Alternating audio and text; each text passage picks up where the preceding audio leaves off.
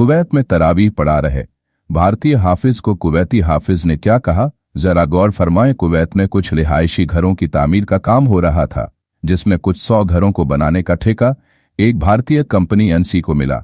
वहां काम करने वाले भारतीय मजदूरों ने अपने रिहायशी कैंप में नमाज पढ़ने की खातिर अपने लिए एक मस्जिद बना ली और जमात से नमाज पढ़ने का इंतजाम कर लिया। 4-5 महीने के बाद जब रमजानुल मुबारक का महीना आया और वहां तरावीह पढ़ाने की जरूरत हुई, वहां इन भारतीय मजदूरों में एक हाफिज कुरान भी था। मगर कुवैत के कानून के अनुसार तरावीह पढ़ाने के लिए सरकार की तरफ से हाफिज की नियुक्ति जरूरी होती है, इसलिए उन्होंने एक हाफिज की दरख्वास्त दे दी। सरकारी हाफिज साहब को आने में 3-4 दिन की देरी हो गई, इसलिए भारतीय हाफिज ने तरावीह पढ़ाना शुरू कर दिया। जब हुकूमत की तरफ से भेजा गया हाफिज भी वहां पहुंचा और इत्तेफाक से ऐन उस वक्त पहुंचा जब भारतीय हाफिज तरावीह पढ़ा रहा था, तो वह भी तरावीह में शामिल हो गया। तरावीह खत्म हुई तो कुवैती हाफिज ने भारतीय हाफिज को अपने पास बुलाया और कहा, यानी तुम्हें किसने ये इख्तियार दिया कि तुम हमारी किताब कुरान से खेल खेलो? क्या तुम इसे एक रात में खत्म करना चाहते थे? भारतीय हाफिज हैरान व परेशान होकर इधर उधर तकने लगा। एक भारतीय जो थोड़ी बहुत अरबी भाषा जानता था उसके पास आया और उसने तर्जुमा करके भारतीय हाफिज को बताया कि कुवैती हाफिज क्या पूछ रहा है। भारतीय हाफिज ने जवाब दिया, मैंने कौन सी गलती कर दी? कुवैती हाफिज जवाब में बोला, क्या तुम लोग कुरान को इस तरह पढ़ते हो जैसे मोटरसाइकिल की फट फट फट फट?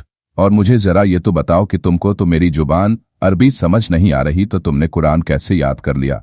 बोलो, क्या तुमने कुरान में कुरान पढ़ने के उसूल नहीं देखे कि कुरान कैसे पढ़ा जाता है?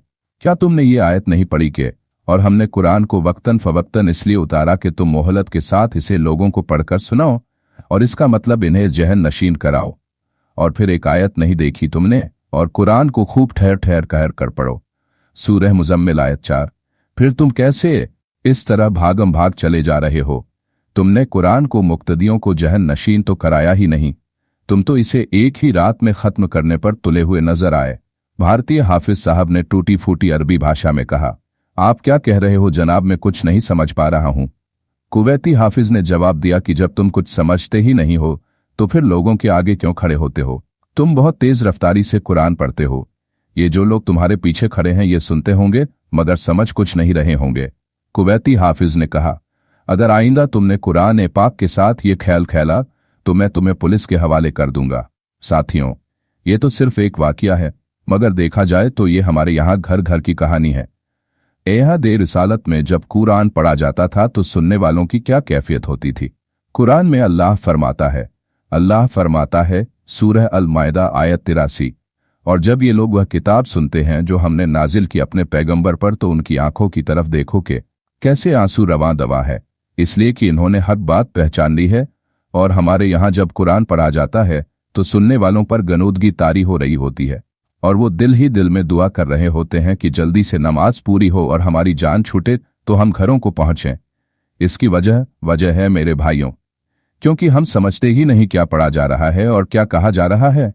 अल्लाह कुरान में फरमाता है कि और इस कुरान की असर अंगेजी का ये आलम है कि अगर हम मिसाल के तौर पर इसे किसी पहाड़ पर नाजिल कर देते तो तुम देखते कि इसकी खिलाफ वर्जी के एहसास से इस पर लर्जा तारी हो जाता और जिम्मेदारी के ख्याल से वह रह टुकड़े टुकड़े हो जाता।